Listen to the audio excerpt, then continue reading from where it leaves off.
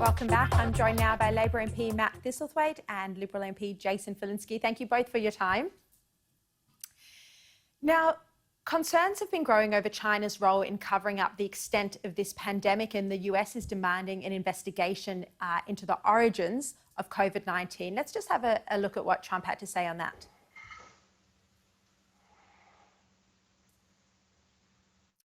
Well, if they were knowingly responsible, certainly. If it was a mistake is a mistake. But if they were knowingly responsible, yeah, then there should be consequences. You're talking about, potentially lives like nobody's seen since 1917. Matt, how concerned are you by how China's behaved through this whole cover-up? And would it surprise you if their story, their claims that it was released into the world through the wet market isn't true, and that it might have been released through a laboratory?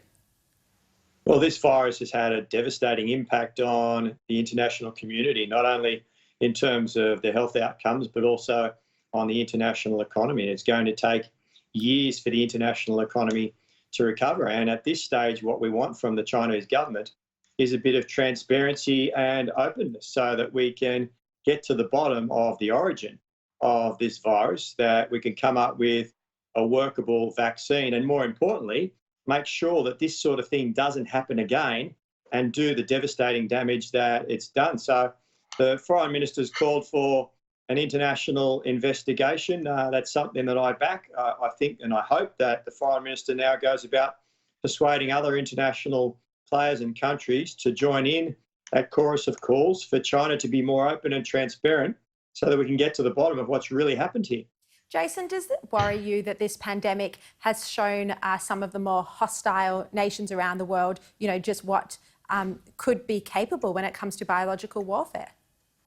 Look, I wouldn't go that far, Sharri. Firstly, though, I have to compliment Matt on the art on his wall. That the red hands are fantastic. They're my twin daughters' red hands. Well, mate, I knew they weren't you. I knew that it was a skill set above yours. That's right. And I can retaliate with some of my own art, by the way, from my own daughter. Beautiful painting in the background there, mate. Yes. But Sharri, what I would say is that I think this demonstrates the failure of some of our multilateral organisations that are set up to monitor these things. The thing that I've been most concerned about with the World Health Organisation has been some of the statements that they've made throughout this process. For example, when they welcomed the reopening of the wet markets by the Chinese, that was something that I thought was incredibly dangerous and silly for an organisation of that nature to be saying. The World Health Organisation has been critical of Western democracies, while at the same time praising the Chinese government for what they did and the actions that they took. I think the real problem here is, as Matt said, without the truth, there is nothing stopping from this happening again. So unless we have multilateral organisations like WHO operating properly, this could happen again. And, the lives lost, the trillions lost, all of this could have been avoided if we'd had a more timely response, and that would have happened if we'd had more accurate information coming out of China at the time that these happened. But as Trump says, maybe it was an accident, but if it was deliberate, then that obviously has different consequences. Yeah, well, I think it's even if it was an accidental release from a laboratory, not a deliberate one, we still need to know that. I don't have as much confidence in the World Health Organization as you do. No, I don't. But no. Matt, I want to move to this COVID Trace, this tracking app that the government wants 40% of the population to download this week. In Singapore, a similar app was only downloaded by 20% of the population, and that's a place where they're used to following the rules, unlike Australia. In terms of the privacy and the safety of it, Australians would be right to question whether they can trust the government to delete this data when they say they will. Yeah, you're right. I mean, Australians can and are justified in asking questions about how this information is going to be used, how it's going to be stored, and whether or not it will be destroyed and deleted at the end of this so that it can't be used or sold on to other organisations in the future. They're legitimate questions, and we've been asking the government to provide as much information and comfort as possible to Australians. But we are in a unique situation. This is something that the world has never been in before, Sharri, and it's going to require sacrifices from all of us. And as long as the government can get the privacy settings right and assure the nation that the information will be used for proper purposes, then I think that we all should be looking at downloading this app and providing the necessary data to make sure that we can stop the spread of the virus and ultimately deal with it. And I've got to say, I think it was disappointing that the likes of Barnaby Joyce and Lou O'Brien have said straight out that they're not going to be involved, because the Prime Minister's said from the beginning that one of the things that's going to get us through this is that we're all in this together. And how can we be all in this together if some of the government MPs won't download and participate in this important data gathering exercise? Yeah, well, it's not just this exercise. They're often not in it together with the government.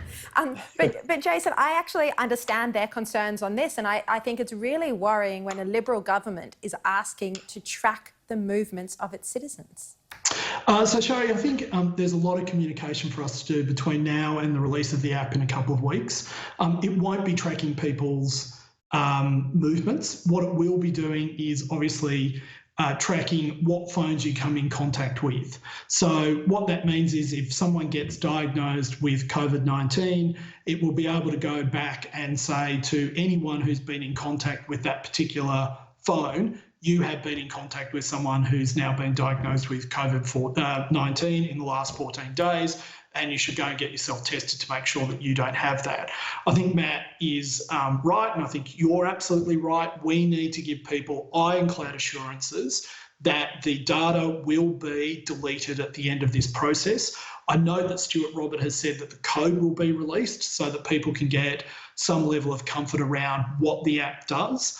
And I think that one of the reasons that not as many people in Singapore downloaded it as we're hoping will in Australia is that in Australia it's the grand bargain. So we can start to release,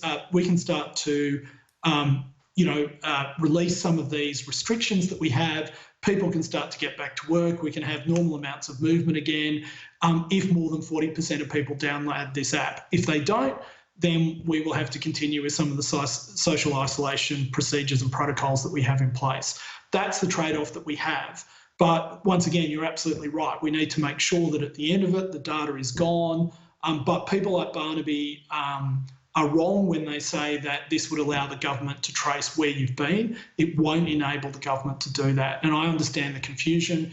It's using Bluetooth or GPS. If you're carrying your mobile phone, it is still tracking your movement. It's tracking your phone. It's tracking you. So I think it's semantics there. But lastly, New Zealand has asked its politicians to take a pay cut. Jacinda Ardern has. Would both of you take a pay cut in solidarity with the millions of workers who are out of jobs and doing it tough, and for the sake of our budget position? Matt? Well, Sharri, I want to point out to everyone that politicians are, of course, still working. In fact, our offices are very busy at the moment dealing with the myriad of Centrelink issues that many Australians are having. I'm not aware of any proposal from the government to cut politicians' pay at the moment. Our pays have been frozen, I understand, and that's a good decision to make. But if the government were to come up with a proposal, sure, I'd do my bit. I'd certainly do my bit to make sure that I contribute to getting this nation through this difficult time. Jason? The answer to your question in short, Sharri, is yes. But I don't think I can let it go without mentioning that Jacinda Ardern has cut her salary for 6 months. Then it returns to its same level that it was prior to it with a pay increase. So, look, that's...